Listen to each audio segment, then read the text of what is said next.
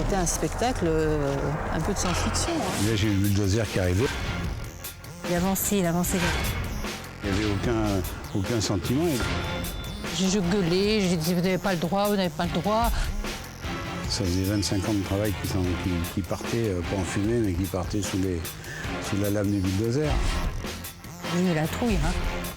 Détruire pour détruire. Et je crois que c'était un jour que je n'oublierai jamais de ma vie. Jeudi 11 octobre 2007, sud-est de la France. Il est 10h, notre journaliste arrive sur place. Nos témoins, Dorothée et Jean-Yves, sont déjà là. À notre arrivée, ils nous expliquent pourquoi nous avons rendez-vous sur ce parking situé seulement à quelques kilomètres de chez eux. J'ai donné rendez-vous ici parce que ça devient très difficile d'accéder à notre magasin et même à notre domicile. Il y a des gardiens qui ont des consignes très strictes maintenant. Il faut non seulement dire où on va, ce qu'on fait, laisser sa carte d'identité. Équipés d'une caméra cachée, nous décidons de les suivre. À l'entrée du domaine, il y a un grand portail. Un gardien vient immédiatement à notre rencontre. Il veut savoir où nous allons. Je vais avoir Madame Mullier. C'est bon? Ah bon, il faut quoi? Ah bon, pourquoi? C'est quand? C'est nouveau. C'est nouveau? Ouais. Mais C'est comme ça maintenant, la direction a décidé qu'il fallait une pièce d'identité pour toutes les visites. toutes les visites, d'accord. Et si je vous la donne pas, j'ai pas le droit d'entrer, c'est ça? C'est ça. D'accord. Et vous la gardez ou je vous... Je donne un badge à monsieur, je donne le santé, on fait. Ah d'accord, bon. Nous pouvons maintenant accéder au domicile de nos témoins. Jean-Yves habite ici depuis plus de 25 ans. Pour bien comprendre la situation actuelle, il faut revenir en 1980. À cette époque, Jean-Yves est décorateur. Il cherche un endroit pour installer son commerce de meubles. Sur le journal, il trouve une annonce pour un hangar situé au cœur d'un domaine privé de 600 hectares. Ça tombe bien, c'est exactement ce qu'il recherche. C'était un bâtiment qui était complètement brut. On voyait les tôles en fibrociment au plafond. Et le sol était aussi ciment brut et pas de cloisonnement, pas de peinture, rien du tout. Donc on a dû tout aménager pour pouvoir exploiter ce magasin en tant que magasin de décoration. Le 1er janvier 1986, Jean-Yves signe un bail de location-gérance. Petit à petit, il aménage le reste du hangar. Un coin pour stocker les meubles, un autre pour son appartement. Du sol au plafond, en passant par cette volière, c'est lui qui a tout construit. Mais Jean-Yves ne s'arrête pas là. C'était la décharge du domaine. Bon, on a dégagé toutes les ordures qui traînaient sur le terrain. Et après, on a semé du gazon, on a fait des clôtures, on a fait une cascade avec un bassin et on a implanté une piscine en polyester. Pourtant, rien ne l'y autorise. En effet, dans son bail, rien n'est inscrit. Ce terrain appartient au propriétaire du domaine. Mais selon Jean-Yves, ce dernier n'y verrait aucun inconvénient. Le propriétaire était très content, il venait souvent avec des amis, et dès qu'il avait des relations qui venaient dans le domaine, il nous demandait l'autorisation de faire visiter le jardin. Et il était tout fier, il était fier de faire voir ce qu'on en avait fait, quoi. Il n'y avait aucun problème, au contraire. Plus on prenait du terrain, plus il était content parce qu'on entretenait et donc ça faisait des pare-feux et il était très content. En 1992, Dorothée s'installe avec Jean-Yves. Elle se souvient très bien du coup de cœur qu'elle a eu en voyant le jardin. C'était un vrai petit cocon de verdure. Surtout l'été, c'était un havre de fraîcheur et de paix. On était merveilleusement bien, on a fait énormément de fêtes. Quand les gens venaient, c'était la détente, c'était la joie, c'était très fleuri. Jean-Yves est un amoureux des roses, entre autres. On avait des roses anciennes, enfin il y avait déjà des roses anciennes magnifiques. Le 1er juillet 1995, Dorothée reprend la boutique à son compte ainsi que l'appartement. Elle signe un contrat de gérance libre. En revanche, pour le jardin, toujours rien d'officiel. Pour Jean-Yves et Dorothée, c'est sûr, c'est devenu leur jardin. Ils y invitent régulièrement amis, familles, clients à venir s'y détendre. En 2001, le domaine est vendu, nouveau propriétaire, nouveau gérant, nouvelles règles. Le 31 juillet 2002, le gérant que nous appellerons Monsieur X envoie un courrier à Dorothée.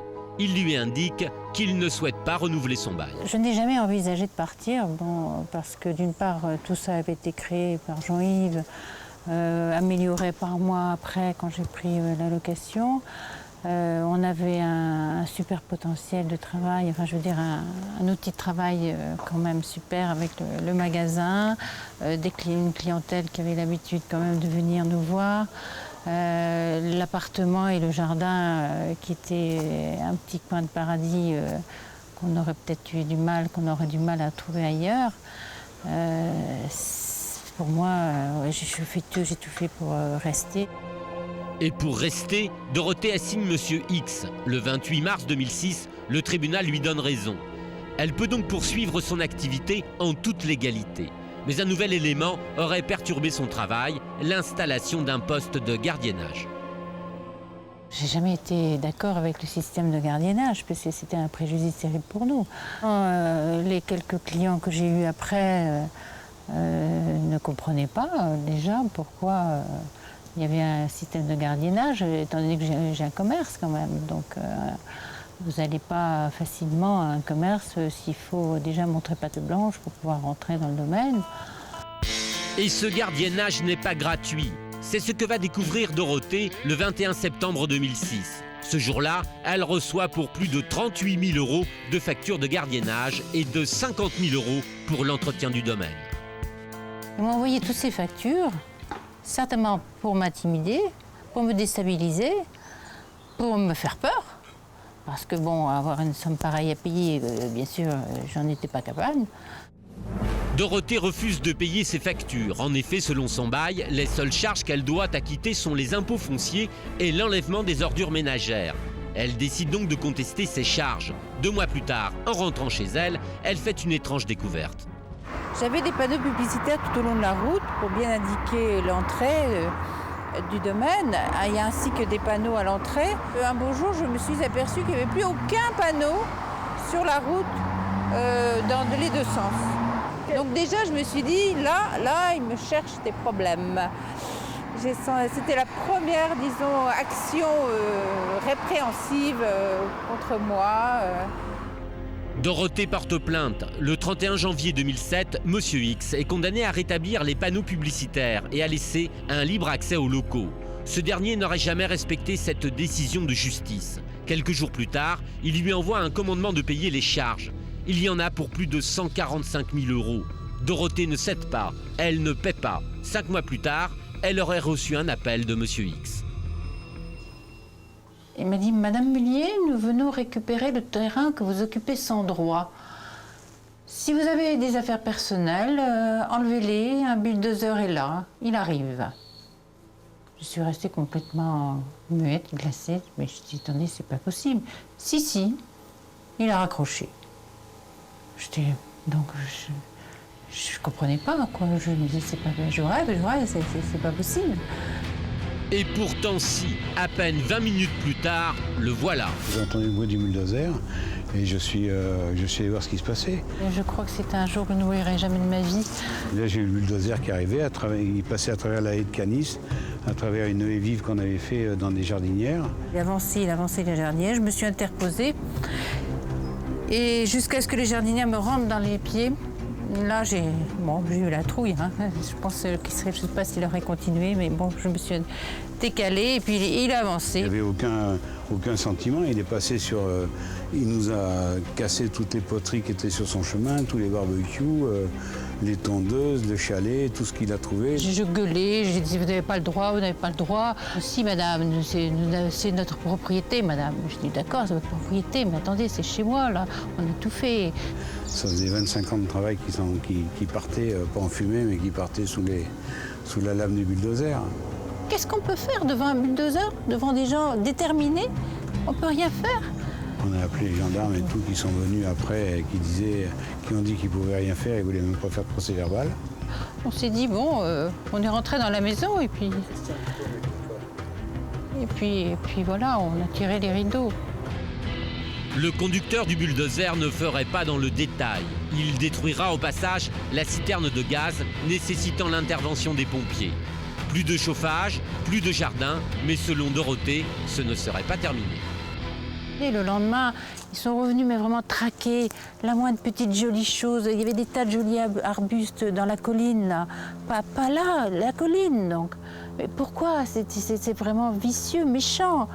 Pourquoi aller justement chercher tout ce qui est beau? Aucun respect des belles choses de la nature. On ne peut pas avoir, je suppose, je sais pas, aucun état d'âme. Il ne doit y avoir aucun état d'âme pour faire des choses pareilles. Détruire pour détruire, c'est ça. Détruire pour détruire. Et ça fait très bien que nous, on tenait beaucoup à l'appartement au jardin qu'on avait créé, qu'on avait entretenu. Bon, s'ils touchaient un point sensible, ils l'ont touché, le point sensible, c'est vrai. Dorothée résiste. Elle porte une nouvelle fois plainte contre Monsieur X. Le 4 juillet 2007, un incendie détruit une partie du domaine. Par mesure de sécurité, l'eau est coupée. Quelques jours plus tard, toujours rien. Dorothée demande des explications au gérant du domaine. Écoutez, madame, il faut faire des travaux, mais vous n'êtes pas notre priorité, madame. De toute façon, nous souhaitons votre départ. Quelqu'un, j'aurais dit, mais attendez, vous êtes complètement inhumain. Comment on peut vivre, nous, sans eau? Et j'ai mes enfants qui arrivent, il fait chaud. Regardez un petit peu, c'est complètement inhumain. Mais nous souhaitons votre départ, madame. Vous n'êtes pas notre priorité. Ils m'ont répondu ça. Et puis c'est tout. Et puis, au revoir, madame. Dorothée et Jean-Yves se retrouvent sans eau en plein été. La seule solution pour se laver, le système D. On a laissé approvisionner avec des jerrycans d'eau là, sur l'avenue, ici tout près. Et bon, c'est Jean-Yves qui transportait tous ces jerrycans. Au bout de 15 jours, Michel, une amie, leur propose de leur venir en aide. J'ai proposé, oui, de les héberger, oui, s'ils en avaient besoin, mais c'est normal, hein, on se connaît depuis longtemps. Bon. Dorothée assigne une nouvelle fois Monsieur X. La veille de l'audience, elle aurait reçu un appel de son avocat. Ça y est, leur avocat m'a appelé. Ils vont vous remettre l'eau et il y a une négociation prévue avec le propriétaire, donc on suspend le référé. Alors, j'étais un peu dubitative, mais bon. Le lendemain, effectivement, miracle, alors qu'il devait y avoir des travaux terribles à faire, miracle, l'eau est revenue. 2 jours plus tard, je reviens, plus d'eau. Terminé, plus d'eau, bon. Alors là, j'ai compris. Il n'y avait pas l'ombre d'un doute, leur mauvaise foi. C'est également ce que pense le juge. La non-alimentation en eau ne vient pas d'un problème technique, mais tout simplement de la volonté des bailleresses de ne pas rétablir l'alimentation en eau et en chauffage. Logiquement, Monsieur X est condamné à remettre l'eau et le chauffage. Pour l'eau, pas de problème, mais pour le chauffage, toujours rien. Ils veulent vraiment me voir partir, donc ils vont se dire, bon, elle n'a pas eu d'eau cet été, elle n'aura pas de chauffage cet hiver. Elle va bien finir par se décourager, elle va bien partir quand même. À mon avis, c'est ça qu'ils pensent. Il y a quelques semaines, le système de gardiennage se serait durci. Pour rentrer dans le domaine et accéder au commerce et au logement de Dorothée, il faudrait présenter sa pièce d'identité. On est comme dans un ghetto. Ça, c'est... Mais alors, c'est Fort Knox, c'est quoi? Secret défense, qu'est-ce qu'il y a là-dedans? Plus personne ne peut rentrer. Tout le monde se pose des questions, hein. Sa sœur n'a pas voulu laisser sa carte d'identité, ils l'ont poursuivi avec le quad et puis ils lui ont fait une queue de poisson. Ils l'ont pas laissé descendre. Une situation difficile à accepter. Pour le moment, Jean-Yves et Dorothée résistent. Mais pour combien de temps encore? Dorothée ne serait pas la seule à être indésirable sur le domaine. Henri, Claude, Jean ne seraient plus les bienvenus également.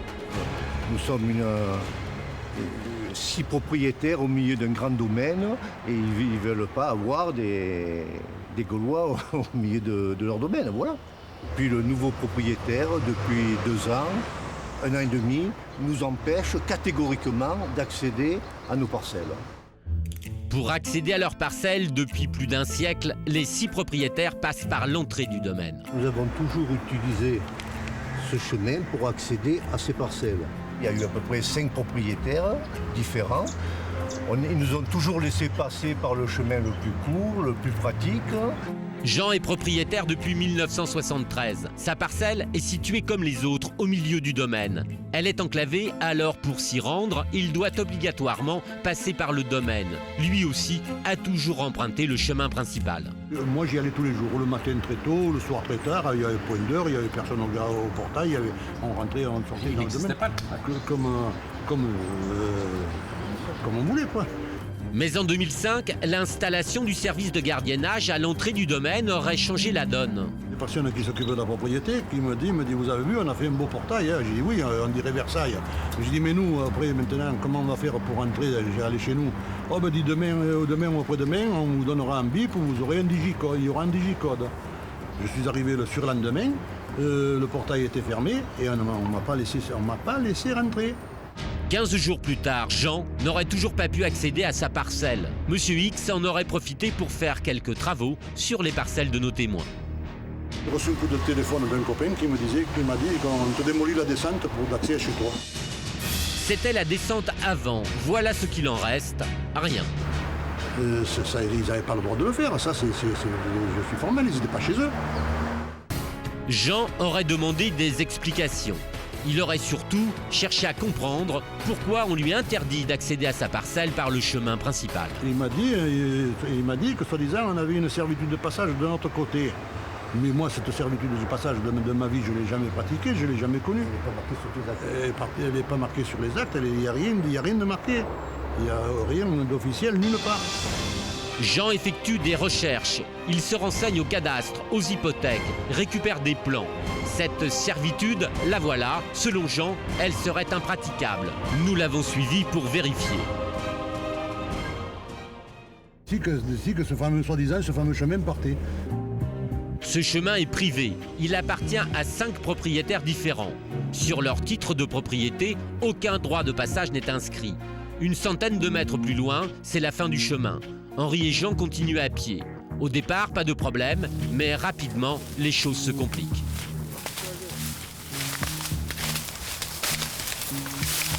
Vous avez vu un peu par où ils veulent nous faire passer? 200 mètres plus loin, un obstacle de taille. Jean et Henri décident pourtant de continuer. On ne peut plus accéder. Impossible d'aller plus loin, il y a un grillage derrière. Nous rebroussons chemin, Henri et Jean décident de contourner l'obstacle. Ils reprennent la voiture, nous passons à travers un lotissement et nous nous retrouvons de l'autre côté du grillage. 50 mètres plus loin, des chaînes les empêchent de passer. Elles délimitent le lotissement et le golf. S'ils veulent accéder à leur propriété, ils doivent traverser le golf. C'est un gardien, il nous refoule. Hein. Non, ça c'est pas le gardien, mais les joueurs, tout le monde va nous tomber dessus. Hein. Fin du parcours, Jean et Henri ne peuvent effectivement plus accéder à leur propriété. Cette situation dure depuis 2 ans déjà. Ils partent demander des explications à Monsieur X. Ils sont équipés d'une caméra cachée, ils sont stoppés net par le gardien. Où vous allez? Devine. Vous voulez ma mort là ou quoi? Non, on veut pas ta mort. Non, tu rentreras pas, en plus ils sont tous là. Ah bon? Non. T'es quand même pour 5 minutes. On voulait... Non, là, je te fais rentrer, il y a les grands ponts en bas, tu veux me faire perdre ma place, toi. Non, moi, je te laisse pas rentrer, ça c'est sûr. Hein. Jean et Henri ne peuvent plus accéder à leur propriété. Une situation difficile à accepter, pourtant, ils ne sont pas prêts à abandonner. Non. Quitte à déclencher une guerre, mais je veux rentrer chez moi. On y pense la nuit et le jour, on ne vit plus, on vit sous un antidépresseur. Alors, dites ce que vous voulez que je vous le prouve. Tenez, regardez, je vous dis pas de bêtises, tenez, regardez sur quoi. Ça vous affecte autant? Oui, c'était notre point d'ancrage, c'était notre... J'ai 70 ans, j'ai travaillé toute ma vie pour avoir quelque chose de tranquille, je l'avais, et on me l'enlève, comme ça, de but en blanc. Vous pensez quoi, vous? À 70 ans, j'ai l'âge de la retraite, dans 6 mois, 1 an, 2 ans, 10 ans, je suis mort. Qu'est-ce que je fais? C'est une aberration. C'est une aberration. Bonjour Dorothée. Bonjour. Comment allez-vous? Mais je vais bien, Monsieur Moulin, très bien. Ça s'est amélioré depuis votre rencontre avec Ève? Oui, tout à fait. Il y a 1 an, la situation semblait vraiment bloquée. Et bien, depuis un mois, j'ai signé un protocole d'accord avec le propriétaire et je pars avec une indemnité. Et ils m'ont donné 6 mois pour partir. Ah ben c'est déjà un bon laps de temps. Ah, oui, c'est pas trop, mais... Ça plus une indemnité, c'est pas mal quand même. Oui, voilà. Fini, Dorothée, les incendies et les bulldozers? Oui, voilà. Non, la situation est vraiment beaucoup plus agréable à vivre. Maintenant, bon, il faut dire qu'ils ont mis, de la bonne volonté. Ils me mettent, me rendent l'accès facile maintenant pour les clients qui veulent venir. Enfin, disons que maintenant, nos rapports sont très courtois et c'est tellement plus agréable à vivre. Oui, Dorothée, je crois que vous avez, c'est Eve à l'appareil, je crois que vous avez un message à passer pour les gens qui sont dans la région. Je crois que vous vendez tous les meubles de votre boutique, donc il y a des bonnes affaires à faire. Absolument, Eve. Ils sont tous les bienvenus. Ah, et surtout pour les téléspectateurs de Sans Aucun Doute. Bien sûr. Donc voilà, donc on vous invite à nous contacter et on vous donnera les coordonnées de Dorothée. Dorothée, voilà. Est-ce qu'on peut parler quand même de cauchemars toutes ces années? Oui, c'est vrai. Mon ami et moi avons vécu des jours très très durs. Et puis bon, c'est vrai que vous m'avez bien soutenue pendant 1 an. Oui, vous avez pris de mes nouvelles. Vous m'avez bien soutenue ainsi que tous mes amis. Ça m'a beaucoup aidé moralement parce que c'était le moral qui était dur à garder, il faut avouer. Eh bien, on va continuer à vous soutenir. Dites, rassurez-moi, le prochain propriétaire, vous faites attention? Oui, je suivrai votre conseil. Merci beaucoup, Dorothée. N'hésitez pas à nous tenir au courant de votre nouvelle vie. À bientôt.